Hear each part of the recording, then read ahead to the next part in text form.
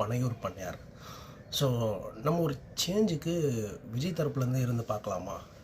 So Vijay ஏன் வந்து களத்தில் போகல? கரூர் சம்பவம் நடந்திருக்கு. ஸோ அங்கேயும் போயிட்டு வந்து ஆறுதல் சொல்லலை. ஸோ அப்படின்னு சொல்லிட்டு நம்ம விஜய் தரப்புலேருந்து பார்ப்போம். ஸோ ஆல்ரெடி வந்து விஜய் அங்கே போனதுனால தான் 41 பேர் வந்து இறந்துருக்காங்க. அண்டு அவங்க சைட்லேருந்து வந்து யோசிச்சிருக்கலாம், திரும்ப நம்ம போகணுன்னா இன்னும் கூட்டம் கூடும், திரும்ப ஏதாவது ஒரு அசம்பாவிதம்லாம் நடக்கும் அப்படின்றதுக்காக.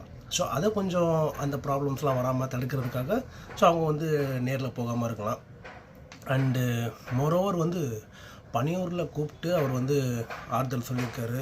ஸோ அவருமே வந்து நிறைய வருத்தப்பட்டிருக்காரு.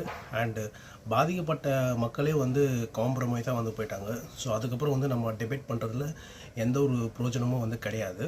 ஸோ பாதிக்கப்பட்ட மக்கள் முரண்பட்டு ஸோ எங்களுக்கு இதில் வந்து உடன்பாடு இல்லை, நாங்கள் அங்கே வர மாட்டோம்,